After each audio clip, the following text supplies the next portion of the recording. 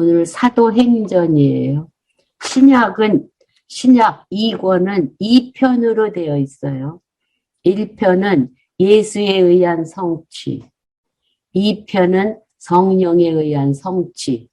그 중에 1편은 예수에 의한 성취는 직임을 통해서, 신분을 통해서, 사역을 통해서, 본성을 통해서 예수가 그리스도임을 확증을 했고, 그 다음에 2편은 예수님이 언약한 대로 성령을 보내어 주신다고 언약하신 말씀대로 성령을 보내어서 예루살렘 교회를 창립하게 할 뿐만 아니라 예루살렘 교회 창립을 통해서 이방 지역에 말씀을 전파해서 교회 설립을 하되 어디까지?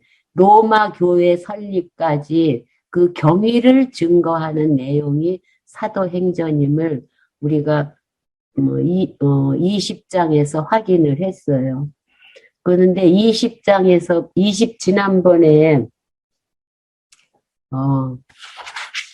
20장 13절에서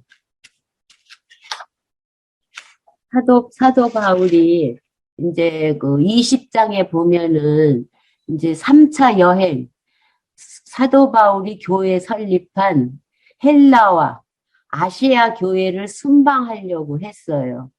근데 헬라 지역에 세운 교회는 순회를 하고 안디옥, 아세아로 가려고 했는데 사도 바울을 음해하고 죽이려고 하는 공모가 있기 때문에 아세아는 가지 못해요.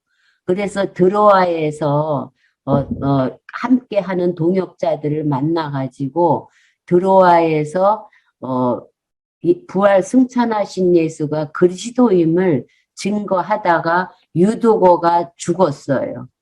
그래서 유두고를 살려주고 20장 13절에 가면은 바울이 이제 드로아에서 배를 타고 바삐 가요.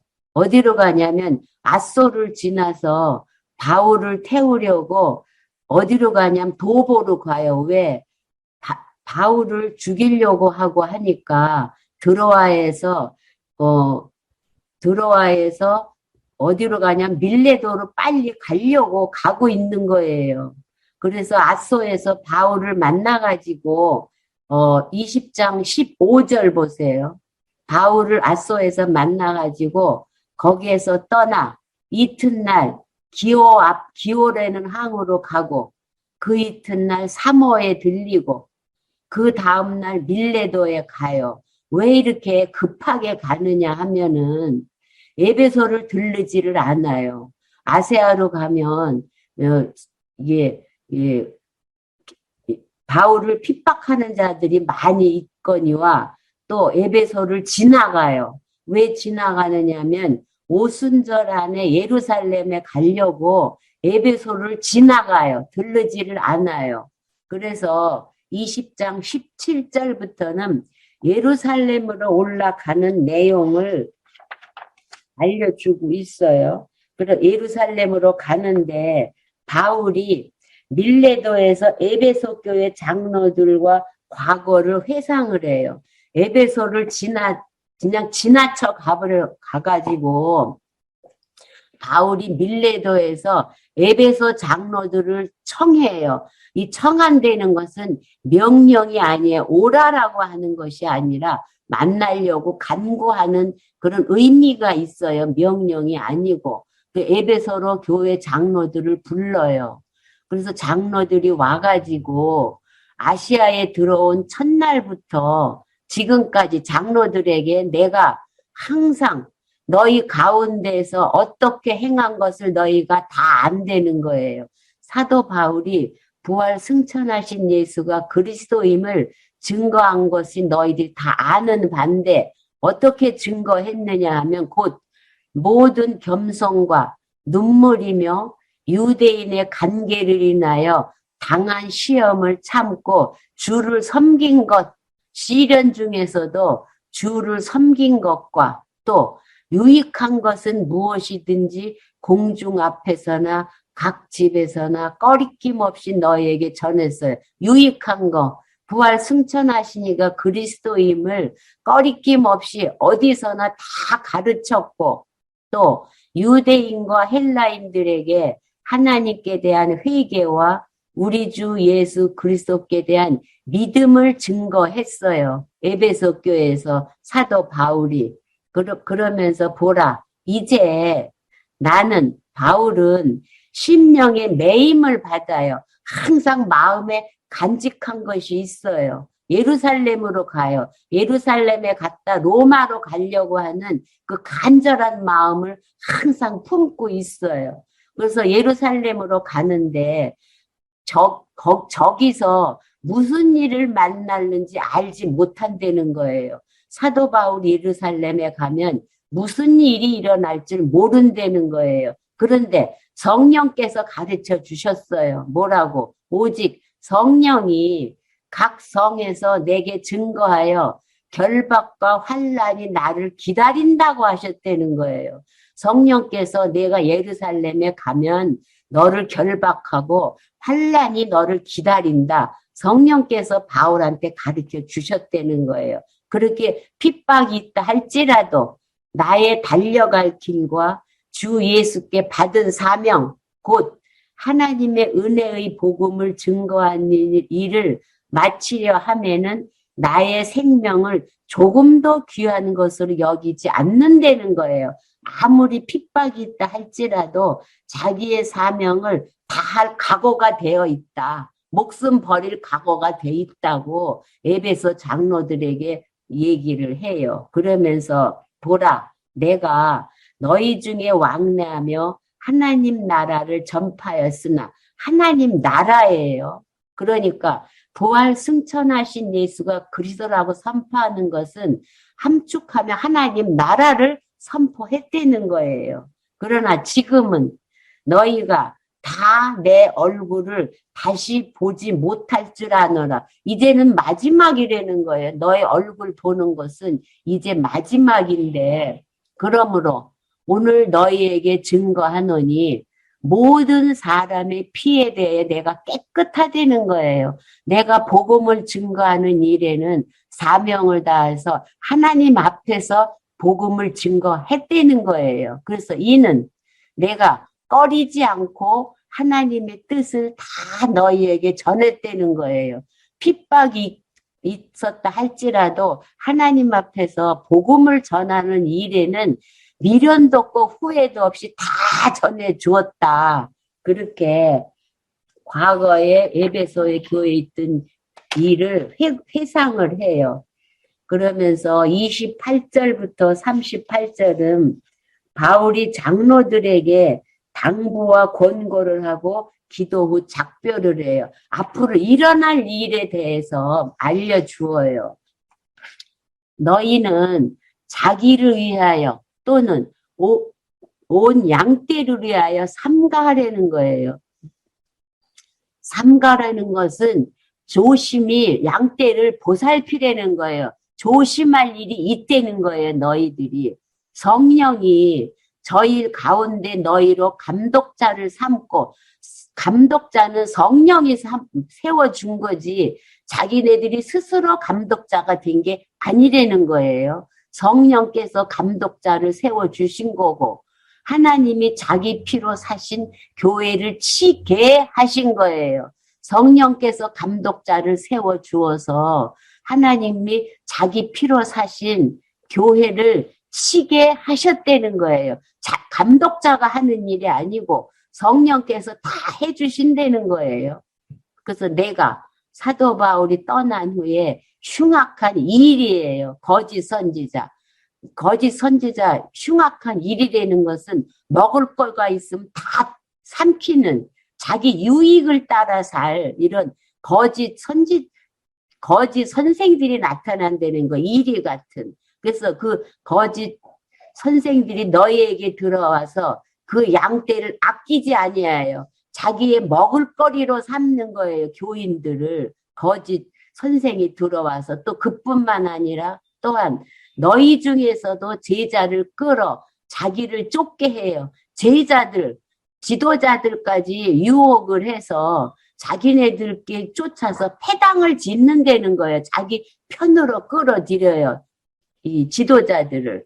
그리고 그래서 끌어들여 가지고 어그러지는 말을 하는 사람들이 일어날 줄을 내가 다 안 되는 거예요. 사도 바울이 떠난 후에는 에베소 교회에 거짓 선지자, 거짓 선생이 들어와서 교인도 유혹할 뿐만 아니라 지도자까지 유혹해서 자기들 좋은 대로 이용할 일이 반드시 일어난다 하면서, 그러므로 너희가 일깨어 내가 3년이나 밤낮 쉬지 않고 눈물로 각 사람을 훈계하던 것을 기억하라고 당부를 해요. 하나님의 말씀 꼭 마음에 각인하고 있어라.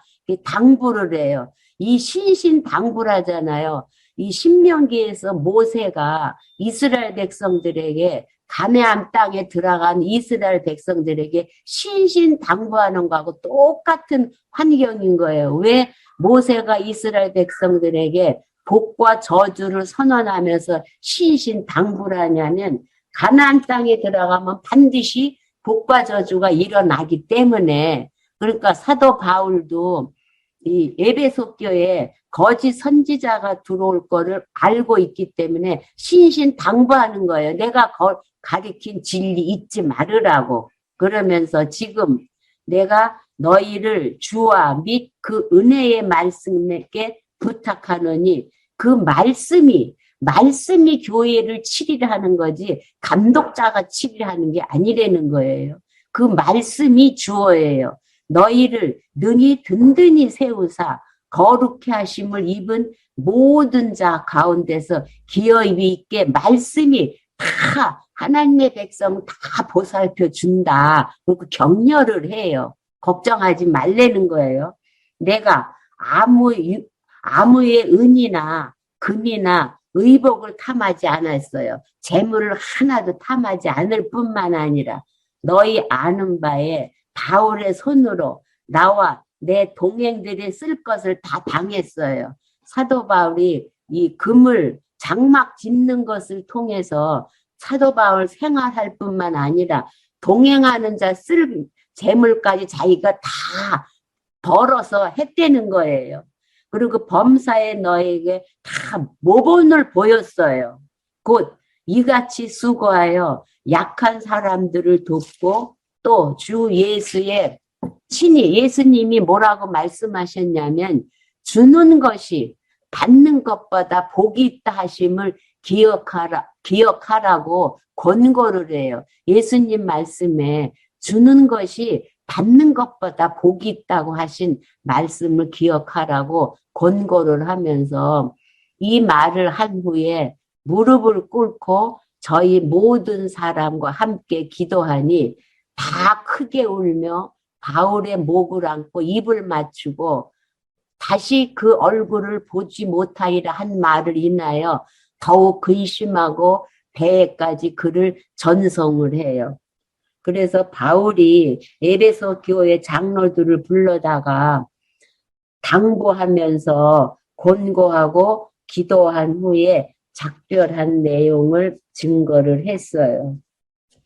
그래서 21장 1절부터 6절을 보면 바울이 두로에서 제자들과 함께 머물다 만류에도 떠나가요.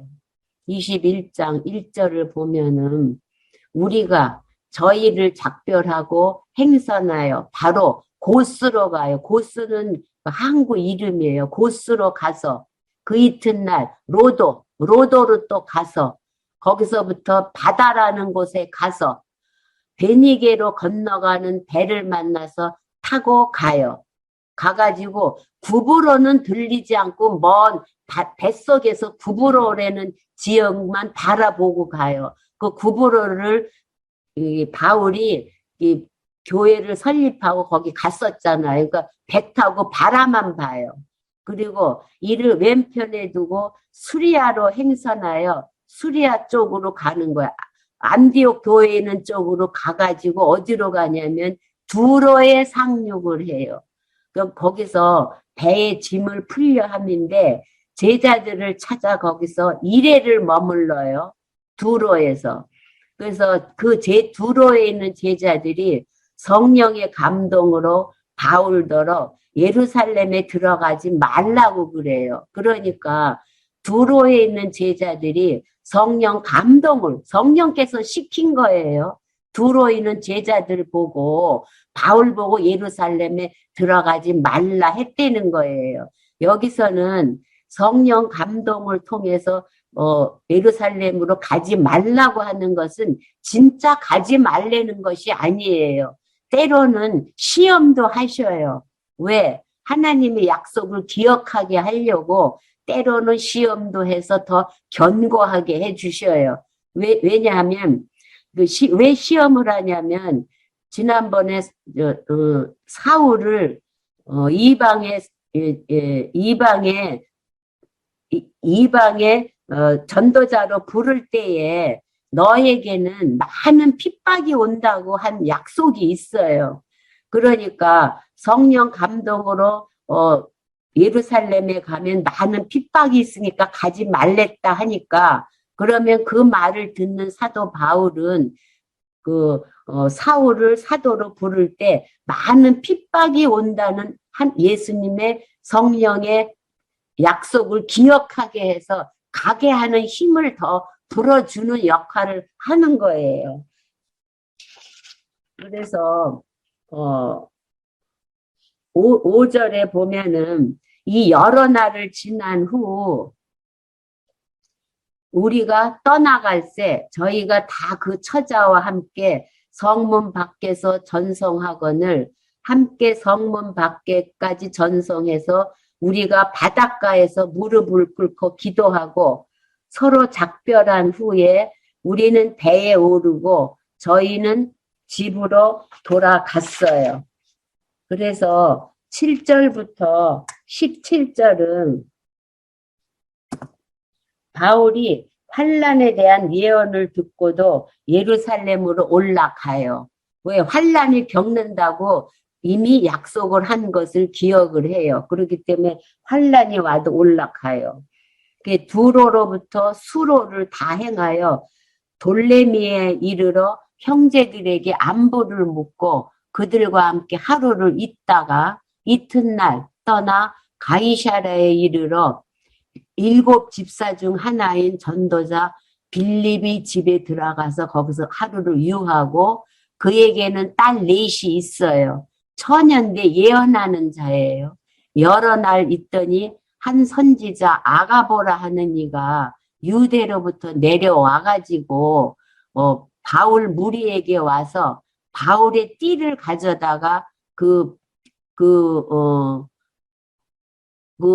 누구냐면 아가보라 하는 그 선지자가 바울의 띠를 풀어다가 그 자기 몸에다가 매요. 그러면서 성령이 말씀하시되 예루살렘에서 유대인들이 이같이 이 띠 임자를 바울을 그 띠로 결박하듯이 이방인 손에 넘겨주린다고 예언을 하는 거예요. 아가보라는 선지자가 바울의 허리띠를 풀어가지고 자기 몸을 에워싸면서 너 예루살렘에 가면 이방인들이 너를 이렇게 띠로 묶어서 이방인에게 넘겨준다 하거늘 우리가 그 말을 듣고 그곳 사람들로 더불어 바울에게 예루살렘으로 오직 가지 말라고 권하는 거예요. 예루살렘에 가면 핍박이 있다고 하니까.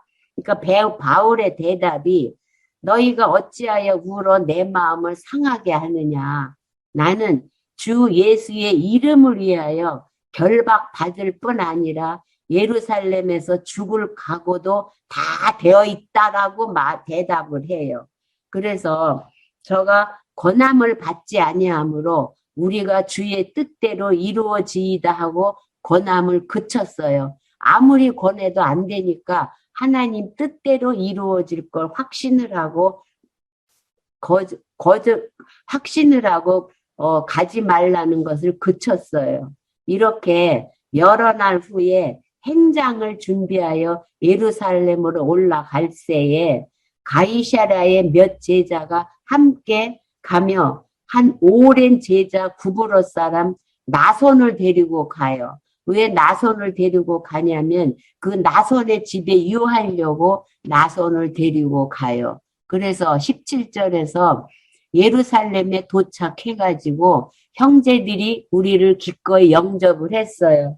그래서 바울이 환란에 대한 예언을 듣고도 예루살렘으로 올라가서 예루살렘에 도착을 했어요.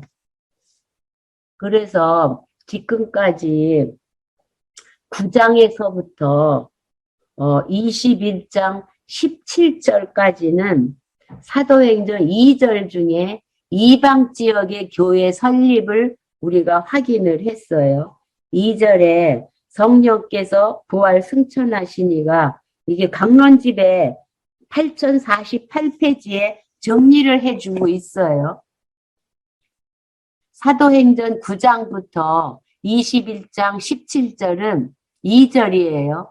성령께서 부활 승천하시니가 그리스도이심을 이방 지역 교회 설립을 통해 증거하신 내용으로 1번 예루살렘 교회 창립을 통해 말씀 교회 설립을 통해서 말씀을 전파할 뿐만 아니라 기타 지역에 대한 교회 설립이에요. 그러니까 다시 말하면 아시아 지역의 교회를 설립을 하고 헬라 지역의 교회 설립을 하신 거예요. 이 아시아 지역과 헬라 지역의 교회 설립을 할 그 근거는 시가서, 선지서, 예수님의 약속이 근거예요. 시가서 중에 하나를 딱 찝자면 시편 19편 4절에서 다윗이 그 소리가 온 땅에 통하고 그 말씀이 세계 끝까지 이른다는 시편의 언약에 근거할 뿐만 아니라 호세아 선지자가 내 백성이 아니었던 자에게 향하여 이르기를 너는 내 백성이다 하리라는 호세아 선지자의 예언에 근거할 뿐만 아니라 예수님이 베드로에게 하나님이 반석 위에 그리스도의 몸된 교회를 세운다는 예수님의 언약에 근거해서 헬라 지역과 아세아 지역의 교회가 설립이 된 거예요. 이것을 다시 말하면 여호와의 언약 성취 섭리도를 그리고 있어요. 이 모든 언약 성취는 창세전 작정하신 뜻에 의해서 큰 원이에요. 그 다음에 그 다음 원, 구약의 시가서 근거, 구약의 예언서 근거, 또 신약의 예수님 근거에 의한 것이 역사적 사실로 사도행전에서 이루어 주신 거예요. 그래서 여호와의 언약 성취 섭리도 그리는 것을 우리가 여기서 머릿속으로 그리면서 문장을 읽으면 해석이 더 빨라요. 이렇게 언약대로 성취해 주시는 목적은 구약은 여호와의 존재와 속성을 깨달아 알게 할 뿐만 아니라 신약 예수가 그리스도임을 확증함으로 하나님이 여호와이심을 택한 백성으로 하여금 깨달아 알고 경외하는데 계시 목적을 둔다. 이렇게 정리를 해주고 있어요. 근데 이제 3절이에요. 3절은 로마 교회 설립 경위예요. 로마 교회 설립 경위에서 우리가 확인할 것은 유실론적 역사예요. 유일신인 성령께서는 하나님을 계시하시는 데는 안 사용하는 것이 없어요. 많은 등장인물들을 다 사용해서 하나님의 뜻대로 사도 바울을 로마에 가게 하시는 내용을 우리가 확인할 수가 있어요. 그 중에 첫 번째 유대인과 천부장들의 박해도 사용을 하셔요. 유대인이 바울을 박해를 해요. 18절에서부터 26절은 경과 보고를 하고 예루살렘에 갔으니까 예루살렘에 있는 지도자들에게 경과를 보고하고 장로들의 권고로 율법대로 결례를 행해요. 18절 보면 이제 그 이튿날이에요. 예루살렘에 도착한 그 이튿날에 바울이 우리와 함께 야고보에게로 들어가니 장로들도 다 거기 있어요. 이 야고보는 예수님 동생 야고보를 말하는 거예요. 제자의 12제자인 야고보는 이미 헤롯 때에 순교를 당했어요. 이 야고보가 예루살렘 교회의 총체적 책임을 맡은 자예요. 그래서 안디옥 교회에서 율법 문제로 변론 날 때 이 야고보 이 장로가 그 4가지 규례를 정해주는데 야고보가 역할을 했잖아요. 그 야고보예요. 그래서 19절에서 바울이 문안하고 하나님이 자기의 봉사로 말미암아 이방 가운데서 하신 일을 낱낱이 다 보고를 해요. 그래서 그 장로들이 듣고 하나님께 영광을 돌리고 바울더러 뭐라고 하냐면 형제여 그대도 보는 바에 유대인 중에 믿는 자가 수만 명이 있어요. 이 유대인 중에 믿는 자라는 것은 율법을 지켜야 된다고 하면서 예수가 그리스도임을 믿는 미숙한 자들이에요. 율법을 지키면서 예수를 믿는 자들이 수만 명이 있다는 거예요. 이들이 다 율법에 열심히 있는 자라는 거예요. 그러니까 내가 이방에 있는 모든 유대인들 가리킬 때에 모세를 배반하고 아들들에게 할례를 주지 말라고 했다는 거예요. 모세를 배반한다는 것은 율법을 지키지 말고 자녀들에게도 할례 줄 필요 없다고 하고 또 규모를 율법 지키지 말라고 한 말을 이 예루살렘에 있는 이 열성파 유대인들이 다 들어서 알고 있다는 거예요. 그런 자들이 지금 수만 명이 있다는 거예요. 율법을 지키면서 예수를 믿는 자들이 수만 명이 있는데 너는 율법을 지키지 않아도 되고 할례하지 않아도 된다고 이방에서 전한 내용을 이 사람들이 다 알고 있는 자들이에요. 그러면 어찌 하겠느냐는 거예요. 저희가 필연 그대에 온 것을 바울이 온 걸 다 들어서 알고 있으니까 우리가 말하는 대로 위장을 하려는 거예요. 우리의 말하는 이대로 하려는 거예요. 서원한 4사람이 우리에게 있어요. 서원이라는 것은 자기가 무엇을 하고자 하려고 하나님께 맹세를 하는데 그때는 결례를 해, 그때에 무슨 눈에 보이게 무슨 행위를 하냐면 시체를 만지면 안 되고 또 시체를 만지면 안 되고 독주를 마시면 안 되고 머리를 깎으면 안 돼요. 서원할 때는 이런 규칙을 지켜야 돼요. 그래서 언제까지 언제까지 이런 서원을 한다고 하면은 그 서원이 끝나는 날에는 머리 길렀던 머리를 잘라서 불에 태워요. 그 시일이 끝나면. 그러니까 그리고 결례를 행할 사람이 있다는 거예요. 서원이 끝난 사람이 있어요. 그러니까 그 서원 끝난 사람들을 위해서 바울 보고 내가 머리 깎는 비용과 서원을 치르는 비용을 바울 보고 네가 다 비용을 내서 머리도 깎게 하고 그러면 모든 사람이 그대에 대하여 들은 것이 헛된 것이고 그대도 율법을 지켜 행하는 줄 알 테니까 좀 미숙한 유대인들을 예수 그리스도를 더 견고하게 믿을 때까지 좀 네가 위장을 하려는 거예요.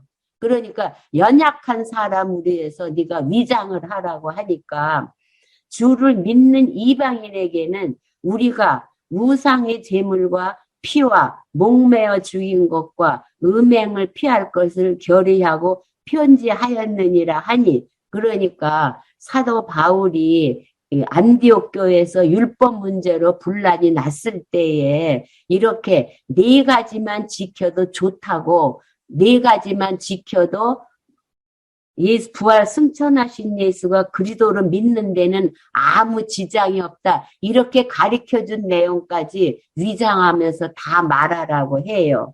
그래서 바울이 그 결례가 끝난 네 사람을 데리고 이튿날 저희와 함께 결례를 행하여 이 결례를 행한다는 것은 7일 동안 결례를 행하게 되어 있어요. 이제 그 머리를 깎은 머리를 불에 태우면서 이제는 결례가 끝났다는 식을 하는데 그 식하는 것이 일주일이 걸려요. 그 성전에 들어가서 각 사람 위하여 제사 드릴 때까지 결례가 만료된 것을 다 고했어요. 그래서 위장을 사도 바울이 했어요. 왜? 위장은 연약한 자를 더 굳건하게 세우기 위한 하나의 방법인 거예요. 그래서 27절부터 36절은 바울을 유대인들이 붙잡아 죽이려 하자 천부장이 데리고 가요. 이제 결례의 일주일이 지나갔어요. 그래서 거의 참에 아시아로부터 온 유대인들이 성전에서 바울을 보고 모든 무리를 충동하여 그를 붙들어요. 지금 아세아에 있는 사람들이 예루살렘까지 쫓아온 거예요. 쫓아와가지고 충동해서 붙들고 가요. 붙들어가지고 뭐라고 외치냐 하면 이스라엘 사람들아 도우라. 이 사람은 각처에서 우리 백성과 율법과 이곳을 회방하여 모든 사람을 가르치는 자인데 또 헬라인을 데리고 성전에 들어가서 이 거룩한 것을 더럽히게 했다는 거예요. 헬라인을 데리고 와서 성전에 들어갔다는 거예요. 성전에 들어가질 않고 헬라인이 성전에 들어가질 않고 성전 밖에 있었는데 이 아세아에서 온 사람들이 오해를 하고 말을 해요. 그래서 이는 저희가 전에 에베소 사람 드로비모가 바울과 함께 성내에 있음을 보고 바울이 저를 성전에 데리고 간 줄을 생각한 거, 오해를 하면서 다 뒤집어 씌우는 거예요. 아시아에서까지 쫓아온 사람들이. 그래서 온 성이 소동하여 백성이 달려와 모여 바울을 잡아서 성전 밖으로 끌고 나가니까 문들을 곧 닫아버려요. 왜냐하면 성전 안에 있으면 바울을 죽일 수가 없어요. 그래서 바울을 죽이려고 성전 밖으로 끌어내고 성전 문을 닫아버린 거예요.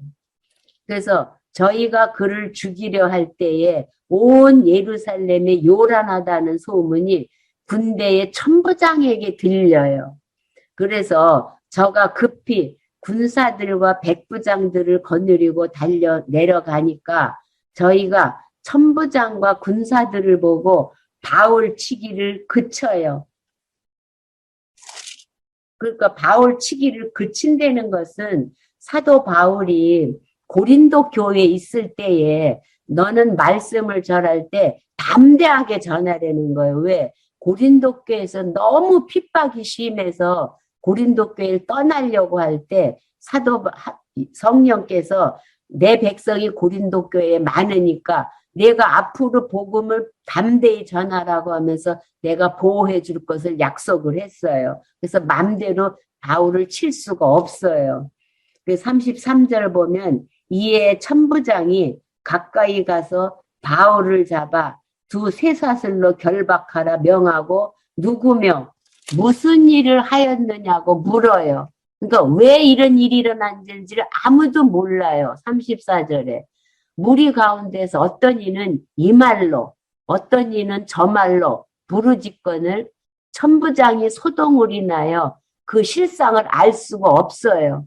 그래서 그를 사도 바울을 성문 안으로 데려가라고 명해요. 왜? 성문이라는 건 성전 안으로 들어가라고 명해. 왜? 성전 안에 있으면 못 죽이니까 못 죽이게 하려고 성전 안으로 들여보내라고 명을 해요. 그래서 바울이 층계에 이를 때에 무리의 포행을 인하여 군사들에게 들려가요. 걸어갈 수도 없어요. 어떻게 사도 바울을 죽이려고 하는지. 그래서 들려서 가요. 이는 백성의 무리가 그를 없이 하자고 외치며 막 따라가니까 들려서 성전 안으로 들어가려고 하는 그때예요. 그래서 37절부터 40절은 바울이 천부장에게 요청하여 허락을 받아 말씀을 전파해요. 그러니까 때를 얻든지 못 얻든지 사도 바울은 오직 말씀 전파는 생각뿐이 없어요. 37절에 바울을 데리고 영문으로 들어가려고 막 할 그때에 바울이 천부장더러 이르되 내가 당신에게 말할 수 있느냐? 가로되 내가 헬라말 할 줄 아냐? 그러니까 그러면 내가 이전에 난을 일으켜 사천의 자객을 거느리고 광야에 가던 애굽인이냐 하니까 바울이 뭐라고 하냐? 나는 애굽인이 아니고 유대인이다. 내가 소읍이 아닌 길리기아 다소라는 성은 아주 큰 성이에요. 조그만 성읍이 아니고 큰 성은 5성의 시민인데 청컨대 백성에게 말하기를 허락해달라고 해요. 그러니까 천부장이 허락하니까 바울이 층대 위에 많은 사람들이 있잖아요. 유대인뿐만 아니라 사도 바울을 죽이려고 한 아세아에서 온 사람까지 많은 사람이 있어요. 층대 위에 서서 백성에게 손짓을 해요. 크게 조용히 한 후에 히브리 방언으로 말을 하는 거예요. 히브리 방언으로 말하면 다 알아들어요. 이 사람들이. 22장에서 변호하는 바울을 결박을 해요. 22장 1절에서 11절을 보면 바울이 다메섹으로 가다가 소명 받기까지 내력을 다 진술을 해요. 이 내용은 이미 알고 있는 내용이에요. 그러니까 읽기만 해도 우리가 확인을 할 수가 있어요. 22장 1절 뭐 부형들아 내가 지금 너희 앞에서 변명하는 말을 들으라 하면서 저희가 그 히브리 방언으로 말함을 듣고 사람들이 조용한 거예요. 헬라 말이 아니라 히브리 방언으로 하니까 나는 유대인으로 길리기아 다소에서 났고 이 성에서 자라 가말리엘의 문화에서 가말리엘 문화라는 건 아주 최고의 명문가인 거예요. 내가 명문가에서 태어나서 우리 조상들의 율법에 엄한 교훈을 받고 오늘 너희 모든 사람처럼 하나님께 대하여 열심한 자라는 거예요. 내가 유명한 가말리엘 문화에 태어날 뿐만 아니라 아주 큰 5지방의 유명한 문화에 태어날 뿐만 아니라 내가 율법주의자였었다. 나도 율법을 지키는 율법주의자였었다 하고 자기 신분을 밝혀요.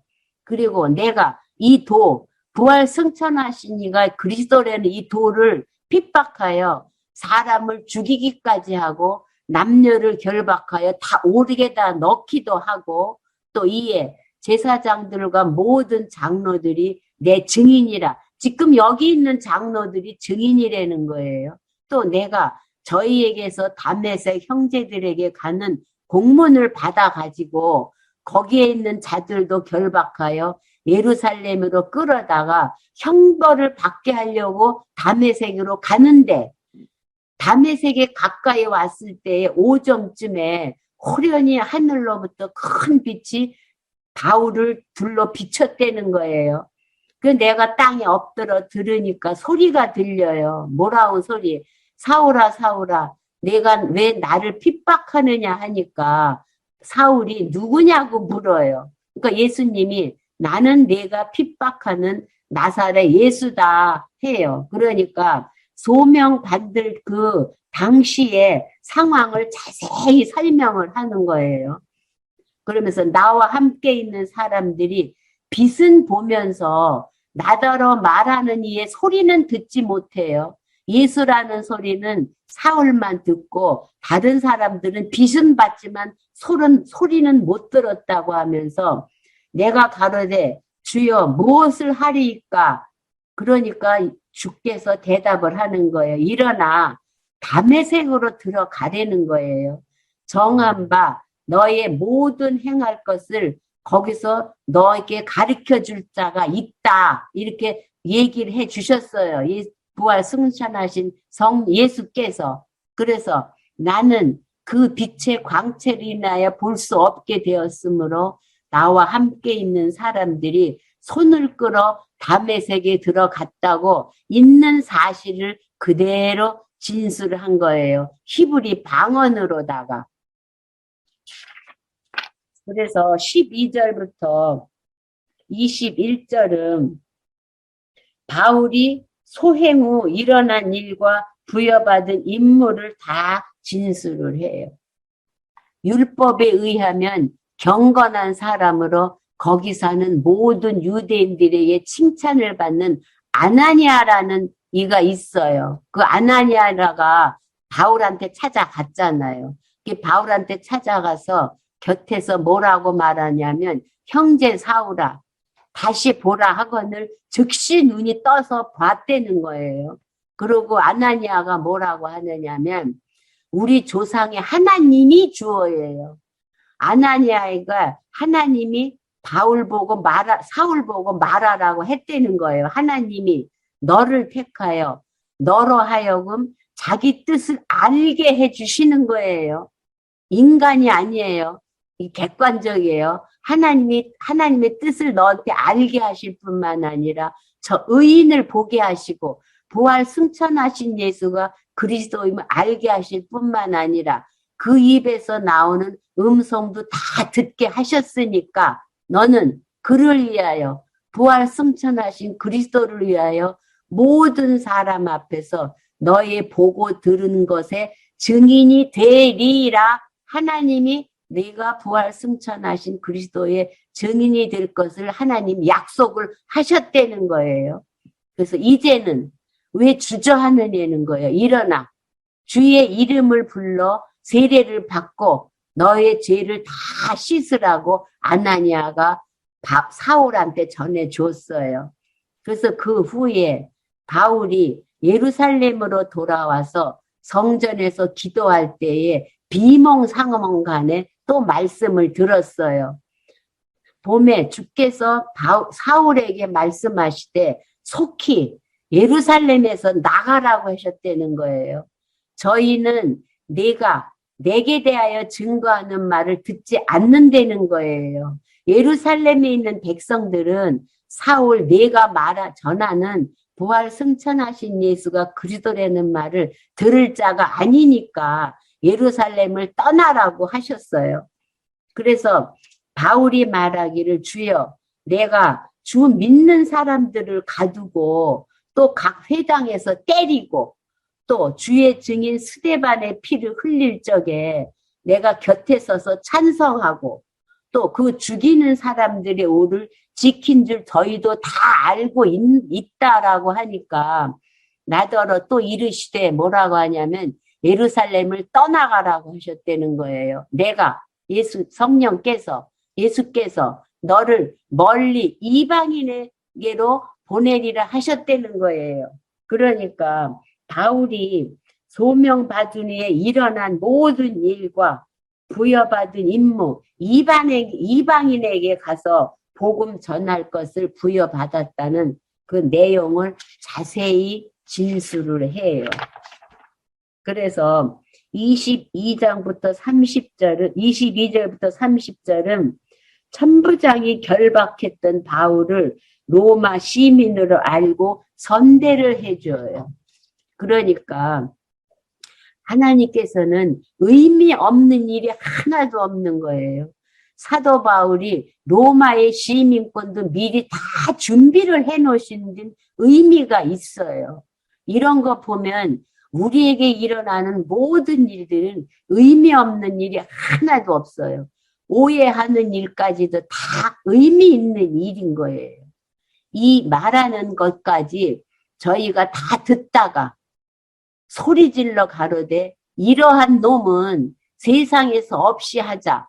살려줄 자가 아니라고 하는 거예요. 더 각박해지는 거예요. 진실을 얘기를 하면 할수록 떠들며 옷을 벗어 던지고 티끌을 공중에 막 날리면서 천부장이 바울을 영문 안으로 데려가라고 명해요.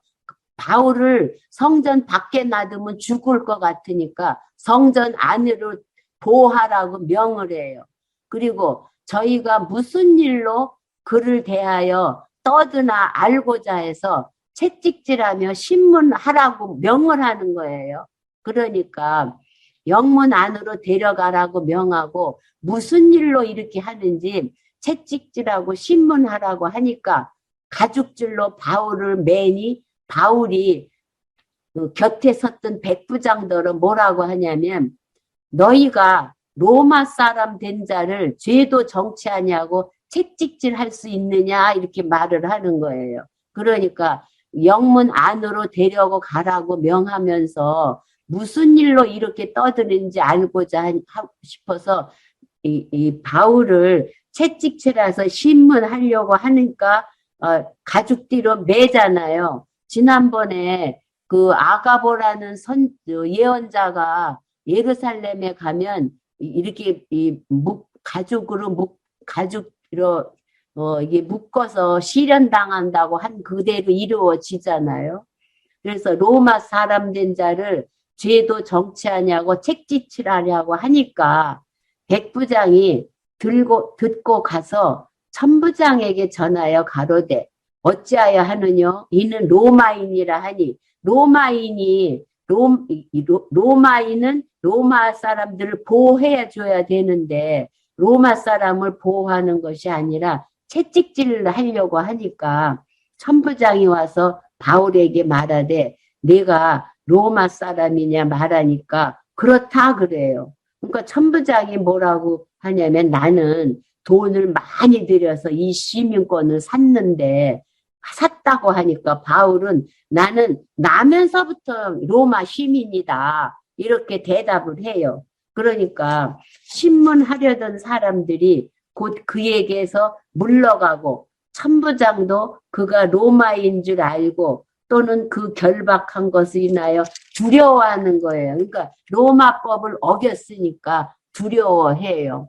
그래서 이튿날에 천부장이 무슨 일로 유대인들이 그를 송사하는지 실상을 알고자 해서 그 결박을 풀어주고 명하여 제사장들과 온 공회원들을 모으고 바울을 데리고 내려가서 저희 앞에 세워요. 그래서 23장부터는 천부장과 공회원의 할 역할이 있는 거예요. 그래서 천부장이 바울을 호송을 해요. 23장 1절에서 10절을 보면은 변박하며 부활을 전한 바울을 천부장이 위기에서 구출을 해줘요.